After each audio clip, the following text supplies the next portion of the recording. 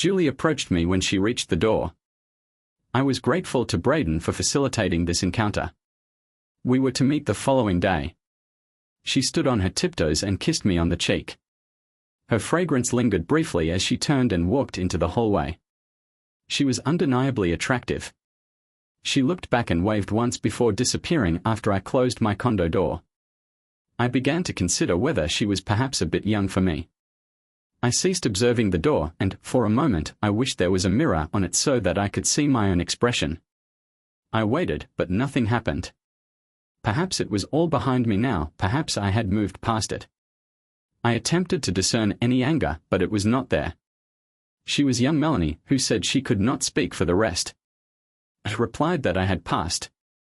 I proceeded past her without a second glance and entered my loft, suddenly craving a drink. I promptly inspected the refrigerator, locating my customary fruits and vegetables, as well as a chicken that had been thawing for dinner. However, I soon lost interest as the shelves were filled with an assortment of beverages including yogurt, milk, energy drinks, and beer. I selected a beer, taking only one from the 7 remaining in the case I had purchased nearly a month ago. This was a stark contrast to my experiences during my first year after the divorce. I heard her heels clicking behind me, a stark contrast to my own bare feet. I proceeded to open the bottle and place the cap in the appropriate receptacle. Everything was orderly, neat, and clean, just as I preferred it. As I traversed the living area, I crossed invisible boundaries between the various spaces, including the open areas, kitchen, dining room, office, bedroom, gym, and living room. I observed the furniture in each of these spaces. The seating area, while not matching the living room, had its own eclectic mix. On one side, there were 2 black leather lounge chairs, on the other, a love seat. A large TV and my favorite recliner, which was big enough for my tall frame, completed the setup. Each piece had its own story and its own reason for being there. Everything except her, that is, not even offering me a drink. She said it was the first time I really took a good look at her. She showed up unannounced, marking the first time I'd seen her in 8 years. I had to admit to myself that she appeared attractive, even beautiful, but that was never the issue. I would not presume to extend an invitation to you, my guest, to remain here. If you require something, you must find it yourself. She then turned on her heel and returned to the kitchen. That boldness, that assertiveness, was her hallmark. She knew it, and she wore it well. That is why she often wore skirts that said, "I know you're looking." I allowed my eyes to roam from her alluring figure to her long legs to the straps around her ankles to the 4-inch heels on her feet. In her expensive footwear, I allowed my primal desires to take control, envisioning her movements as if for my pleasure. I anticipated a sense of longing, a reminder of the pain and heartache associated with losing something. Instead, I experienced a different emotion, perhaps pride. She returned with her wine glass and Chardonnay, her eyes concealing her true intentions for the first time, which did not intimidate me. "Good," she said, appearing to be in a positive emotional state. "Melanie," I replied. The game had begun, and it felt refreshing not to be on the defensive right from the start. "You're not even curious why I'm here?" "Not even a little bit," she asked. "It's not that I'm not curious. You can never have too much information." I explained, and a smirk hinted that she thought we were on equal footing. "I just don't care even in unexpected situations." Melanie had a way of keeping her composure was evident, and I was gratified to see her recoil even briefly. She turned to face the wall, her gaze fixed on a collection of framed photographs chronicling my journey. It served as a poignant testament to the distance I had traversed and the insights I had gleaned along the way. I had often heard the phrase rock bottom, and I had not anticipated that I would ever experience it. However, that is precisely where my journey began, following Melanie's divorce and the subsequent dissolution of our marriage. I will not mince words, our marriage was far from perfect. We faced challenges early on, but we were young, optimistic, and committed. We did not allow early setbacks to deter us. Our marriage was not without its challenges. We faced financial difficulties in the early stages of our relationship, yet we remained committed to each other. Despite the setbacks we encountered, we believed in the power of love and the importance of perseverance. We made memories together, from searching for a quick meal to sharing a cupcake on our first anniversary and creating Christmas ornaments from paper and crayons the following year. Each year, these memories served as a tangible reminder of our love and commitment. When one is in love with another person, they may still exhibit annoying behaviors. Melanie had a tendency to rearrange items in her kitchen, including utensils, spices, and items in the hall closet. She would create a new arrangement, which I would then have to adjust to, only to have her change it again shortly after. This would not have been a significant issue if she had remembered where she put things afterwards. For instance, she would frequently ask me where the scissors were, even though I was sure I had seen them somewhere in the kitchen. "They are not where they were last week." "Did you move them?" she inquired. It is possible that I am mistaken. I cannot recall with certainty where they were placed. They are likely in this vicinity. I will continue searching for them. It is possible that I will find them. I often had to purchase replacements for items that were misplaced, particularly if I required them urgently. In some instances, items would take weeks to be located. We were experiencing financial constraints, and any additional expenditure was a significant burden. While it was occasionally frustrating, it did not occupy my thoughts frequently. Our financial difficulties were likely a consequence of the proximity of our relationship. When she was present, my heart rate accelerated. She was as eager as I was. When we had 5 minutes alone, her attire was typically removed. I enjoyed listening to her voice when she was eager for more. Afterward, I admired her tired but perfect body, glowing with sweat on her beautifully tanned skin. She was young, soft, and curvy, a rare combination. Her appearance indicated that she was capable of enjoying a good time. The closeness was incredible, and I never tired of her piercing blue eyes. Memories were of primary importance after our divorce was settled and I had finished the bottle. I had a realization that those difficult years when we were unsure of where the rent money would come from showed me that together we could survive anything. However, for Melanie, those times were a nightmare. She never wanted to relive them, regardless of the cost. I observed her browsing. Her eyes betrayed her feelings as she gazed at photographs of places we had once dreamed of visiting together when our aspirations seemed beyond our reach. She exuded sensuality as she held the glass, its contents matching the movement of her hips as she looked up at the top row of pictures. Her blonde hair cascaded over her silk blouse, revealing the graceful lines of her neck. It seemed as though those trips were real. She commented that they were. I confirmed that she stuttered me again, as if trying to predict my next move. However, I had no moves left. "You've changed," she observed. "Silence or lose who we are meant to be. Are we pretending to be someone else?" I reflected on this question at length and concluded that we attempt to align ourselves with our perceived identities until we are confronted with our true selves, which often proves challenging. Some individuals adapt more readily to this revelation than others. That smirk seemed to be back. I sensed it. "What's changed now?" she asked. "You can't take anything more from me. We completely disconnected, so you can't hurt me anymore," I stated firmly. She began to speak, but her voice caught in her throat. I wanted to believe she was touched, but I wasn't convinced. "I want it to end. I didn't initiate it, but you have the power to stop it," she pleaded. "I'm not sure if that's entirely true. Even if I could, I'm not sure I would. It seems like you're enjoying this." I pointed out that it was not really the case. I don't want a constant reminder that the individual I previously held affection for was untruthful and unfaithful. I am uncertain as to why she chose to divulge this information. However, it was not a previously unknown fact. Nevertheless, it appeared to have a profound impact, even if only to a slight extent. As a result, I have gained a greater understanding of the importance of avoiding confrontation with one's adversary when they are in a vulnerable state, as Sunu had previously advised. I was unprepared for the extent of the damage caused by our initial conflict. However, this time, I was not alone in facing the consequences.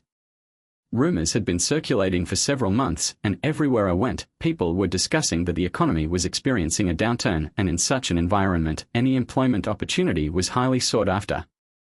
The prospect of layoffs seemed imminent, and simply walking onto the factory floor was challenging. I could sense eyes on me, observing my every move. People would stop me when they thought nobody else was listening, inquiring if I had seen the list. However, the most distressing aspect was at home. Melanie was on edge, asking me daily if I had heard anything, whether my job was secure, and if I had a backup plan. I was uncertain as to the best course of action. I did not have a concrete plan in place, as I did not perceive the necessity for one. My superior seemed reliable, assuring me that I had nothing to worry about, and I did not. However, circumstances took an unfavorable turn when other individuals intervened and made the final decisions. In retrospect, I recognize that I overlooked certain indications and possibilities. Our personal lives were adversely affected, and I attributed this to stress. My mood was not as elevated as it had been previously, and I held myself more responsible than my spouse for this situation. The news of my dismissal was conveyed to Melanie before I had even entered the house. My former superior was taken aback by the decision, given that I had the highest team production and quality rating. However, Melanie was not fazed. Unfortunately, this was not the only commitment on the brink of dissolution. Melanie did not exhibit any indications that our marriage was facing challenges. She seamlessly fulfilled the role of a devoted wife with loving gestures and home-cooked meals. She prepared meals and maintained a tidy residence. In the final weeks, she exhibited an even greater inclination towards domestic pursuits. She made a point of expressing her affection for me each time I left the room. It seemed as though she was attempting to conceal her feelings of guilt. I was served divorce papers while waiting for company resources for displaced workers. Upon returning home, I discovered that the locks had been changed. My clothes were packed in boxes in the driveway. Another copy of the I was granted a restraining order. My severance pay should have lasted months, but I had to decide whether to fight the divorce and custody battle or survive. I chose to fight, but I was overpowered. Lawyers, psychologists, and judges all agreed that I was mentally unfit to parent and unfit for custody. I was unemployed and broke. I felt worthless. They made it official in legal documents. The final blow came with a desperate idea: if I could talk to April face to face, she'd understand that she was old enough to say she loved me and wanted. I sought to observe her, concealing myself behind shrubbery in the hope of catching sight of her gazing at the property that had once been my home. It was at this juncture that I first observed my wife, my daughter, and the company vice president in the flesh. The vice president was the son of the boss, a womanizer and a poor manager, but he had influence, while I was a nobody. He was a man with a reputation for being unpleasant to look at, and he was wealthy.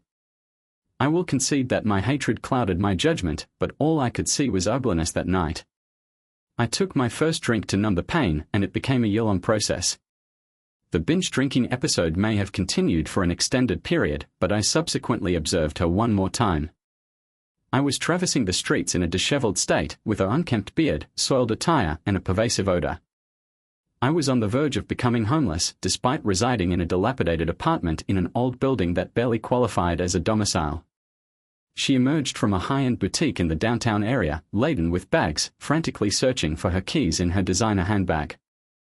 I sensed that she was frightened, uncertain whether to prioritize safeguarding her belongings or herself. However, I was so engrossed in my inebriated state that I did not pose a significant threat. It took me some time to recognize her. She gasped and covered her mouth in shock, then drove off a few minutes later. I subsequently procured a beer from the store, struggling to open it without a bottle opener. Melanie had rearranged the kitchen as usual, making it challenging to locate items after a state of disarray.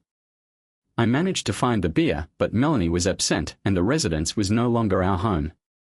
On that day, I resolved to abstain from alcohol and departed town with a backpack and approximately $50.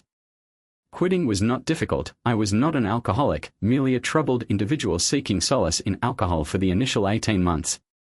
During that period, I traversed the area on foot, solicited rides, and occasionally I took a bus and performed various tasks to earn sufficient funds to continue my journey. Financial constraints were a significant challenge, yet I remained vigilant for opportunities to establish temporary residence. When I found myself in an unfamiliar place, I made it my base. I was able to secure shelter, access to hygiene facilities, and sustenance at a reasonable cost. I indulged in the occasional purchase from second-hand bookstores where I could obtain a dozen books for the price of a single movie ticket. I devoted time to reading, noting down anything that captured my attention or evoked a strong emotional response in a worn notebook. This practice became a means of chronicling both distress and insights. I kept abreast of global developments through discarded newspapers, even if they were often. Although the news was somewhat outdated, it did not significantly impact my life. I also engaged in conversations with people, primarily as an active listener. I observed that individuals were eager to share their experiences, and I was adept at absorbing these narratives. After acquiring a used digital camera from a pawn shop, I began capturing images to document my travels, interactions, and inspirations. Approximately once a month, I spent approximately $5 at a chain drugstore to transfer all my pictures from my memory card to a compact disc.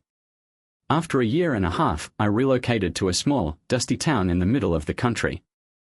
I secured my first full-time position after the divorce. My days were spent hauling materials and my nights were for relaxation and writing. I transitioned from using a notebook to a used laptop, and I used the public library's free internet to upload my thoughts. Following the dissolution of my marriage, I secured employment at a fertilizer factory. My duties involved the transportation of materials throughout the facility during the day and the pursuit of leisure activities in my rented room above the local garage in the evenings. I engaged in reading and writing during this period. I subsequently replaced my notebook with a used laptop and utilized the town library's free internet access to upload my thoughts. I also included images in my blog posts. Readers left comments, some of which were anonymous. I was aware that I was not seeking therapy through blogging, but I enjoyed knowing that people were interested in my content. I found this aspect of blogging particularly rewarding. Melanie paused at the only image I had of my former family, a series of photographs taken in a park ride booth. In the photograph, April was 4 years of age. Her hair was tied up in a ponytail with pink ribbons, and her ears were adorned with fake diamond studs. Despite the bright flash, the smiles on the faces of the three individuals in the photograph outshone the surrounding light. The images captured moments of surprise, silliness, and genuine laughter. I am available to assist you in reconnecting with April and facilitating communication. "Oh, you're all informed about what's going on with your daughter," she said sarcastically. I could see her trying to read my expression for clues. It must have been tough for her not to be in control, not knowing if I was ahead of her or not. "You should be proud. She's turned out just like you." There was shock in her eyes at that remark. Perhaps she even experienced a degree of regret. She paused to examine that particular photograph. I believe she was surprised that the images did not align with her memories or with the information she had been given. It is challenging to determine with certainty whether this was the case, as she did not provide any indication of her thoughts on the matter. In my previous professional experience, I did not identify as a writer. I gradually progressed to the role of production supervisor at a manufacturing company. After 4 promotions, I was employed by a large manufacturing company. At that time, I had not considered a career as a writer. However, an online men's magazine recognized my blog as one of the best on the web. They offered me a column, which began as a monthly feature and later became weekly. While the pay was not significant, it provided opportunities for growth. 2 years later, I received an unexpected email from a publishing company. They expressed interest in seeing more of my work and even proposed publishing a book, despite the fact that I did not yet have a published book. I sent them a collection of essays that were not organized in a coherent manner. They assigned an editor who requested an opening chapter describing the beginning of my journey. I shared my story with the editor. For the first time, there was no response for several years. I assumed that my work was not of a sufficient standard, but I persisted, continuing to write my blog.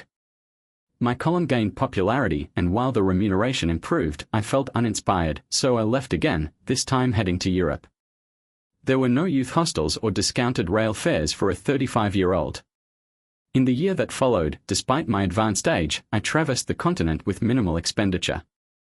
I observed locales that I had previously encountered solely through textual sources or visual media.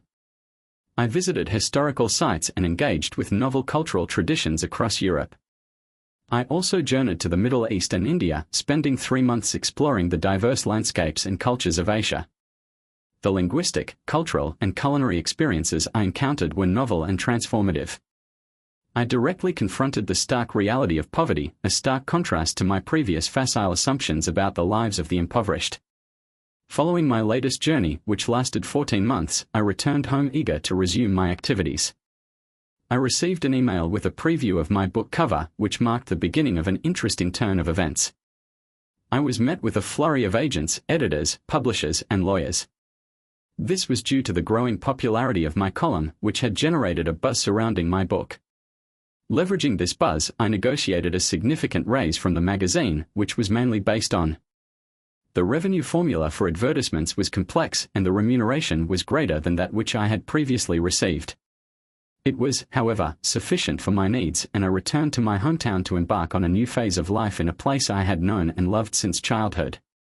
Unfortunately, the response to my book was, at best, mediocre. It did not meet the expectations that had been placed upon it. I was not surprised, as the majority of my sales were likely to have come from my loyal blog and column followers.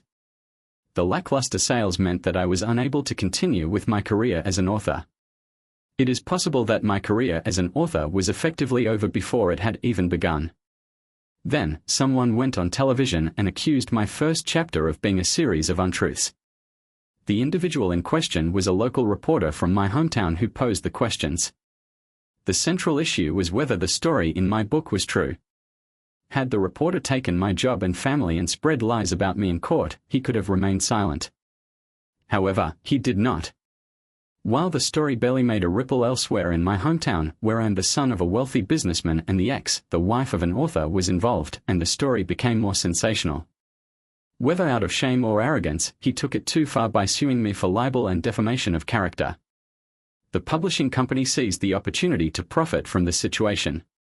They had invested time and money in vetting, editing, designing, and distributing my book, and they were eager to recoup their investment. They unleashed a team of high-priced lawyers and PR experts on my former employer. My former employer engaged the services of legal counsel and public relations professionals with the objective of recuperating their investment. I observed these developments from a position of detachment. The controversy surrounding the individual in question brought about a surge in free publicity, which resulted in a notable increase in sales of my book, elevating it to the status of a bestseller. It is intriguing to note that the course of events in this situation defied expectations. One is never aware of the optimal time to withdraw from a situation while still retaining some advantage. I had not yet heard that the board had requested his resignation. I was somewhat surprised that he had managed to remain in his position for as long as he did. There was a notable decline in productivity following his significant reductions in the first year, which continued to worsen. Sales figures fell, as did morale, and my husband was never suited to a leadership role. I was not surprised that she did not defend him. She would never have taken a bullet for me either. I believe you already knew this because you are a cold and calculating woman with no heart. It is unfortunate that, based on the divorce papers I signed for Julie, he is going to need a paycheck. Was that your intention? The lawyer in question is not my client or yours. She is a paralegal employed by the firm and representing my publisher. I have been attempting to convey to you that this matter is not about me, despite the fact that I appear to be benefiting significantly. It seems that karma does indeed have a way of catching up with you. I could see the comeback forming in her eyes, as she was aware of so many things she wanted to say but realized I had the upper hand in every scenario. I had hoped she would give me the chance to use some of the onliness I had been itching to say, but at the same time, I wished she would simply leave me alone. Therefore, I was surprised to hear her say, "Why are you here?"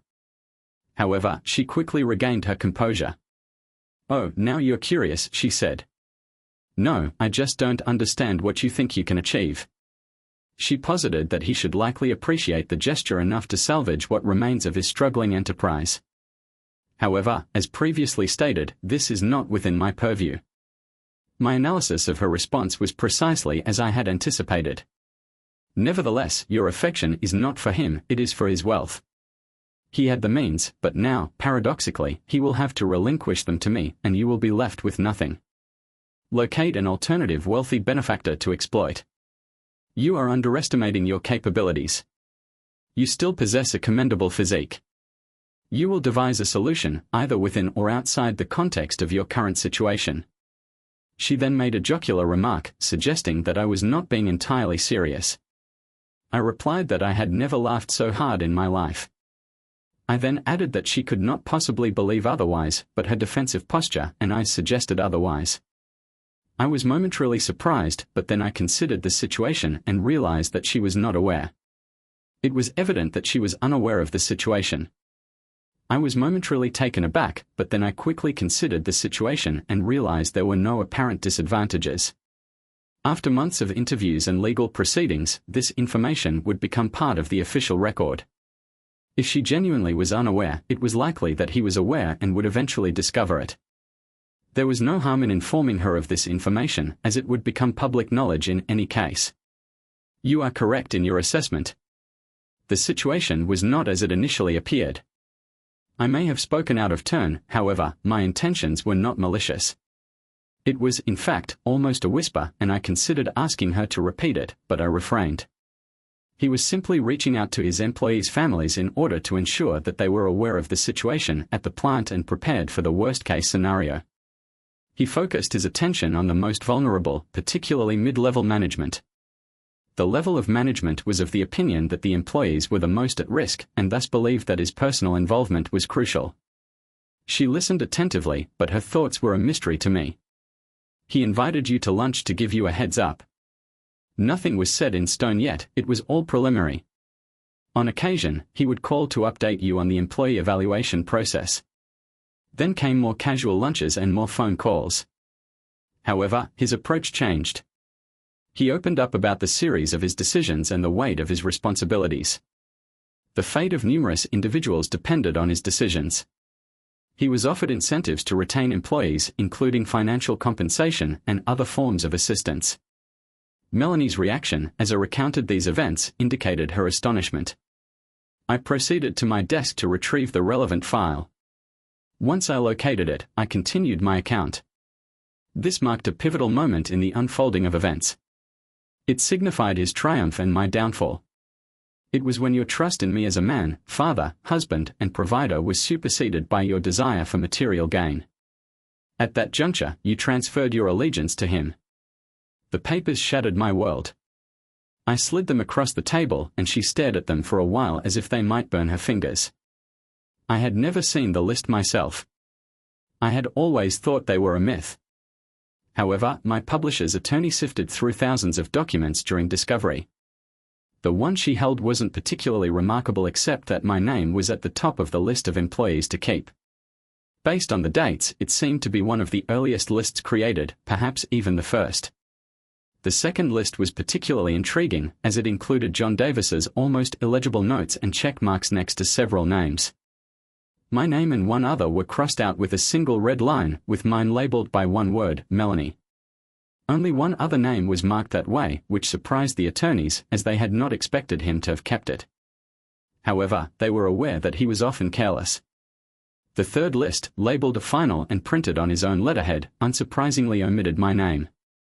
Her eyes darted back and forth, likely trying to process the situation. However, she would not believe the answer her mind provided. You may be wondering how I know all this. I observed her dumbfounded expression. She stared back at me, slightly open-mouthed. It was not a flattering look for her. You will figure it out. You are not that dense. I remarked, implying that she could connect the dots. I felt the urge for another drink. I got up from my chair and headed to the kitchen. I proceeded to the kitchen, where I placed a few ice cubes into a glass and placed it under the refrigerator's water dispenser. I had learned to resist urges and opt instead for decisions made after careful consideration of potential outcomes. Additionally, getting drunk around Melanie usually led to trouble, as they say. Closeness is one of the most natural things in the world when you can afford it. Now that we are laying everything out, I have a question: did you ever truly love me? Melanie had been fixated on the I observed her for approximately 20 minutes. After 5 minutes, I noticed her grip tightening and her hands shaking. A few minutes later, her expression became completely neutral. She had not uttered a word during this time, so I decided to break the silence. However, it seemed she was not keen on answering my question, as she barely met my gaze before quickly looking away. I wanted to pay closer attention to Melanie, but her presence in my loft was puzzling, making it difficult for me to focus. I had many questions. Her sudden appearance was perplexing and prompted a need for answers. It had not been more than 48 hours since Mr. Moneypants' legal counsel requested a settlement conference. My attorney and the attorneys representing my publishers celebrated the news impromptu, as this move indicated a willingness to concede defeat.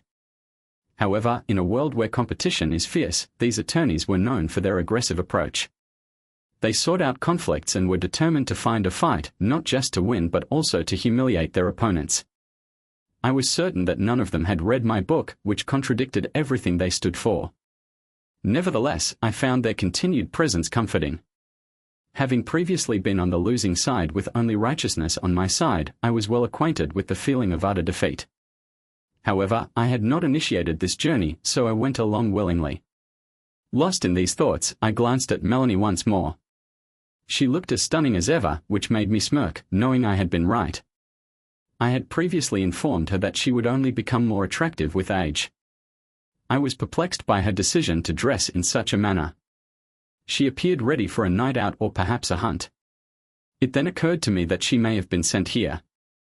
I had never before witnessed Melanie so enraged. In fact, I could not recall ever seeing her angry at all. Even during our most contentious periods when we were married, she had been merely disappointed, annoyed, and scared. However, I had not realized the depth of her fear. The dissolution of Melanie's relationship with me was a profoundly traumatic event, occurring within a context of considerable uncertainty.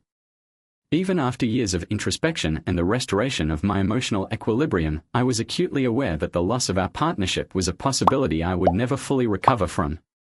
Soulmates are expected to remain steadfast in their commitment to one another, yet Melanie's actions indicated a level of desperation that was difficult to comprehend. The financial implications of our separation, including the legal costs and settlements, reached a staggering $12 million. While he was undoubtedly wealthy, his financial resources were not as substantial as one might assume. The legal counsel representing him estimated that the final judgments would amount to approximately $7 million. They attempted to provide rationale for their decisions once my book was titled Property and Asset Valuation and his lawsuit was baseless, backed by evidence showing he and his lawyer knew it. It seemed like the one with the better story would win. His error wouldn't leave him completely broke, but it would be a severe blow without a steady income like the cushy job he had before. The outcome would be devastating. It was the only explanation. He sent her to halt me and make one last effort to salvage what mattered most to him, money. The necessity for a wife and a family. Melanie glanced up but remained silent. I was certain she was unaware of my meaning. I had to acknowledge John Davis's ability to keep her in the dark, unlike me who could not hide even the smallest secret from her, mainly because guilt would consume me. I suppose having a conscience was not one of John Davis's priorities. Some board members began questioning him about his single status and the reasons behind it. They also questioned his tendency to engage in extramarital relationships and excessive partying. They did not seem to care about him or his personal life. The involvement of the next CEO in a sexual scandal could have adverse consequences for the company. He proposed marriage to Stephanie Carmichael in exchange for her financial support, given that she was involved with him for money. He likely assumed she would accept. Stephanie, often referred to as A304 around the plant, and her husband, David, whom I considered unwise, were the subject of much discussion. I had not witnessed their activities firsthand, but the rumors were widespread. Typically, rumors remain rumors, but I considered the possibility that there might be some truth to the rumors surrounding them. Stephanie often dressed in a revealing manner and made suggestive remarks. David boasted about his wife's attractiveness and attempted to garner admiration for her from others, despite her past as a stripper. I found her appealing, yet her questionable background remained hearsay. However, the scandalous tales surrounding them seemed oddly believable, including references to one-night stands, wild house parties, swinging, and the possibility of compromising pictures. Furthermore, videos of an illicit nature were disseminated via the internet. I was uncertain as to the veracity of these claims, but I was certain that David Carmichael's name had been erased from the list, along with Stephanie's. Carmichael disappeared abruptly following his dismissal, despite my previous impression that she was somewhat naive. However, Stephanie demonstrated her sophistication by maintaining detailed gift tax records, which spanned 3 years and showed that he had gifted her nearly $150,000. A total of $000 was spent on their birthday. In weekly meetings, Stephanie, preferring to be called Steffi, revealed details about Davis's attempts to woo her with gifts. She was transparent about their transactional relationship, stating that she had a deal with him and that she expressed her appreciation for his generosity. Every Tuesday and Thursday afternoon, she met him at the condo he rented for once Davy had completed his nursing studies and returned home. I terminated my relationship with the individual in question and his associate, Stephanie. Despite marrying Melanie, Stephanie was able to justify the continuation of their relationship. I observed Melanie briefly as I concluded my discourse and noted that he appeared to be seeking something he was unable to obtain within the confines of his marriage. Like BJ, I was initially uncertain about the veracity of Stephanie's statements until I observed Melanie's reaction. At that point, I was convinced of their truthfulness, although it was possible that she was being untruthful, given that she did not resemble the woman I had married. I could see that she was on the verge of breaking down. She had not made a sound for almost an hour. I realized that if I wanted to confront him, I had to do it soon, so I decided to take action. Did he provide you with instructions regarding your actions upon sending you here? He informed me to halt the lawsuits by any means necessary. Does he frequently request such actions from you, or only when he is on the verge of losing his fortune? He is not my superior, he is my spouse. I will not pass judgment. I am aware of your alluring qualities and the influence they can have on an individual. They can lead to erroneous beliefs. The assertions presented are not factual. Consequently, at what point will we address the proposition that anything is permitted? Candidly, the argument in favor of this position has become tedious. The speaker's lack of conviction was evident. This was the sole occasion on which I experienced even a modicum of sympathy for her. It was challenging for me to comprehend how someone so attractive, vibrant, and energetic could be lacking in self-assurance. One might inquire as to how individuals could allow themselves to be exploited for financial gain. It is not difficult to comprehend the allure of such an arrangement, at least to some extent. My most cherished chair cost upwards of $1,000 when Melanie and I furnished our initial apartment. I do not believe we spent that much on everything combined, so it was undoubtedly an extravagant purchase, but it was also remarkably comfortable. Nevertheless, I would gladly exchange all those luxuries for just one more day with Melanie in our tiny, cozy first apartment, just like in the old days. This may be a fundamental difference between us. As previously stated, even if it were possible, I would not intervene. Instead, I recommend that you return to your husband and inform him that I am not interested in his proposal. I suggest that you reconnect with him and discuss strategies for navigating this challenging period in your relationship. Given the strength of your bond, I am confident that you will emerge from this successfully. I observed her, noting the longing in her gaze as she kissed her lips. I also observed her elegant silk blouse slipping from her neckline, revealing a hint of her underwear. This observation required all of my self-control. I was able to resist the urge to seek closeness with her. After all, soulmates are expected to support each other. I anticipated a tear, but it never came. Her eyes did well up with water, and for a moment, I thought she might cry, but she did not. I had to acknowledge her strength, at least for that moment. She left my house and did not bring her. I acknowledged that my actions were those of a person who has been unfaithful. I stated that while physical proximity without emotional intimacy may be unsatisfying, it is still a valuable experience. I referenced the words of Woody Allen, who said that our conversation had lasted a couple of hours, but I had not planned on engaging in sexual intercourse with her. In truth, I had not considered this possibility at all. There were too many other thoughts swirling in my head during the weeks leading up to that night. Up to that night, a series of unexpected events had transpired. Despite the circumstances, she was physically attractive, and I was a man. She extended an offer, which I accepted. I proceeded to the kitchen and poured more of her selected wine into her glass. I then returned with her glass in hand. She stated, "I read your book twice." Normally, I would have responded with a witty remark or a sincere thank you. However, I was captivated by her presence and found myself unable to form a coherent response. A witty remark or a sincere thank you would have been appropriate, but I was so captivated by her presence that I was unable to find the words. I would have been able to express my gratitude more effectively if I hadn't been distracted by what happened to her blouse. I felt a bit sorry for myself for missing its vanishing act. Fortunately, I was able to observe as she took off her skirt, and I considered the possibility that all her adventures and the discovery had led her to this moment. She stood there in her nearly see-through. Her black lingerie, which was transparent, was removed with effortless ease. It has been said that exploration improves one's bedroom skills. I have been informed that I am quite proficient in this area. I have no doubt about that.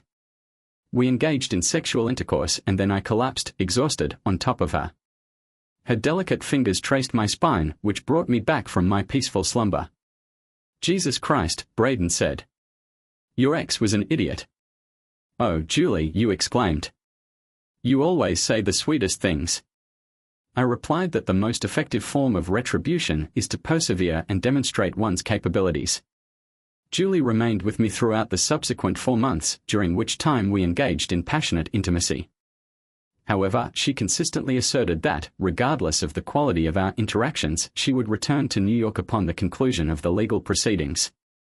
I did not harbor any resentment towards her. It is perhaps unsurprising that even those who have completed only a few hours of law school do not linger in such circumstances. Despite the numerous inquiries from Kitty Poole, the time we spent together, though brief, was remarkable. On the first night, she was at my residence to discuss the recent lawsuit filed by my daughter, who was seeking to protect her inheritance. I must admit that I was aware of Melanie's displeasure when she departed that evening. She was visibly enraged, but I genuinely believe she was upset with me, perhaps.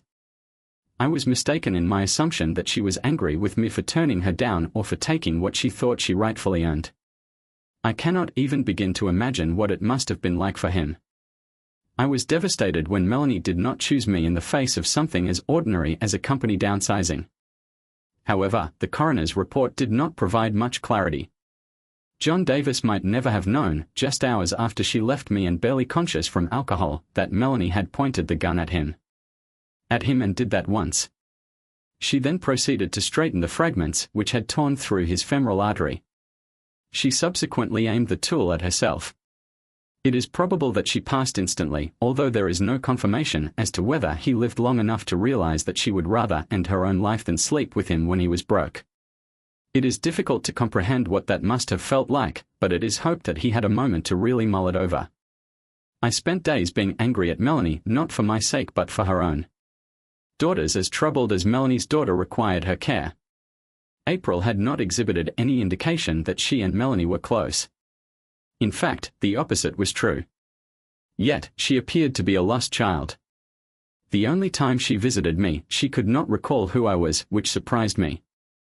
I had assumed she would be old enough to remember. However, constant untruths can override memories. She did not believe me when I told her that, once upon a time, we were happy. Despite the presence of a family unit, there was no longer anyone who could corroborate this assertion. The mere presence of a photograph on the wall was insufficient to persuade her otherwise. At Melanie's funeral, she displayed a distinctly negative attitude which I was able to comprehend. Unfortunately, several months later, it seemed as though I remained her primary adversary, with minimal prospects of influencing her opinion when the final decision was made and her inheritance was nearly depleted. She abruptly departed from the courtroom, narrowly avoiding a contempt charge for her impassioned outburst. That was the last time I saw her. I am pessimistic about the prospect of future encounters. The bond we once shared appeared as tenuous as the one between her mother and me. However, there may be differences between fathers and daughters. It is possible that Mr. and Mrs. John Davis did not irrevocably alienate her.